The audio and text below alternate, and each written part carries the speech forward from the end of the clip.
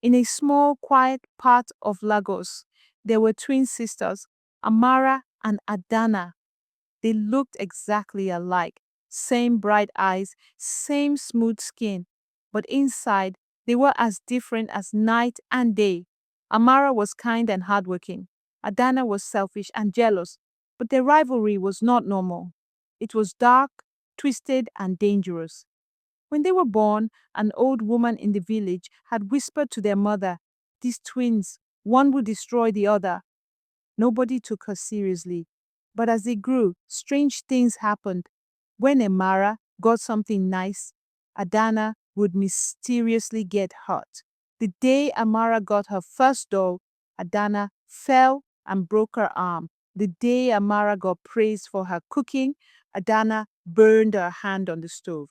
The day Amara got engaged to a rich man named Chuka, Adanna nearly drowned in a swimming pool.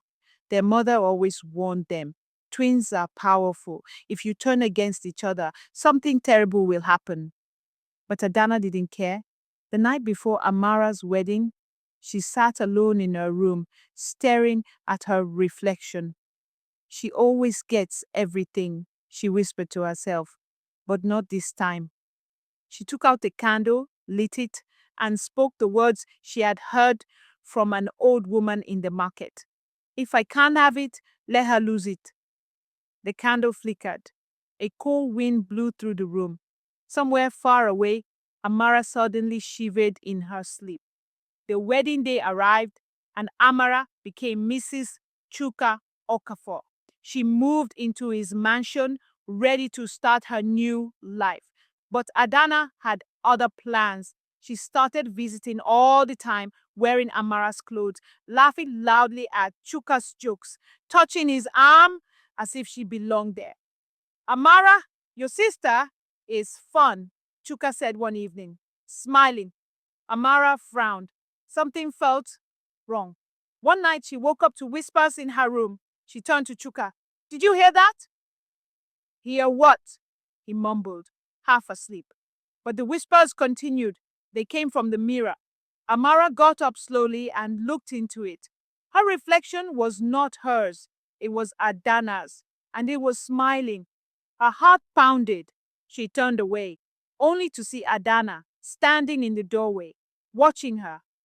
"You don't look well, sister," Adanna said softly. "Maybe you need some rest." The next morning, Amara woke up feeling weak. She tried to get out of bed, but her legs wouldn't move. Chuka came into the room and looked at her with disgust. "I can't do this anymore, Amara. You've changed. You're different." Amara's mouth opened, but no words came out. Adanna appeared behind him, rubbing his back. "She needs help, Chuka," Adanna whispered. "Maybe she should go away for a while." Chuka nodded. That night, two men dragged Amara out of the house. She screamed, but no one heard.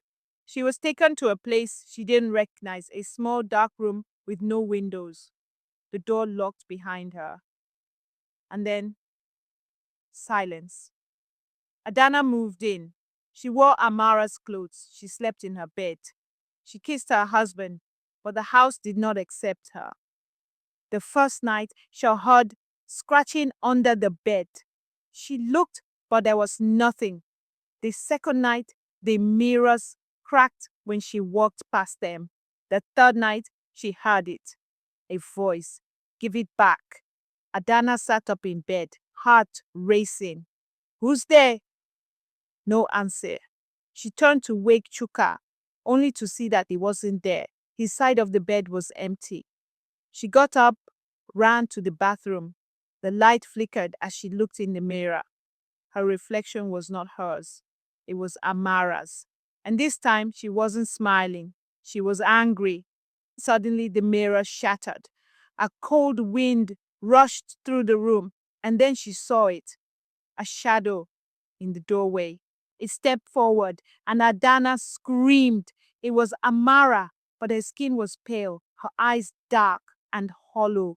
She was not alive. "You took my life," Amara whispered. "Now I'll take yours." Adanna ran, but the door slammed shut. The windows locked themselves. The lights flickered violently, then went out completely. In the darkness, the whispers grew louder. The last thing Adanna heard was her own scream. The next morning, Chuka woke up alone. Adanna was gone. Her clothes, her bags, everything was still there. But she had vanished. He called the police. They searched the entire house, but there was no trace of her. Then, a few days later, something strange happened. Chuka received a text. It was from Amara. "Come home, love. I'm back." Chuka's hands trembled as he stared at the phone. He rushed home, heart pounding. When he opened the door, his wife was standing there, smiling.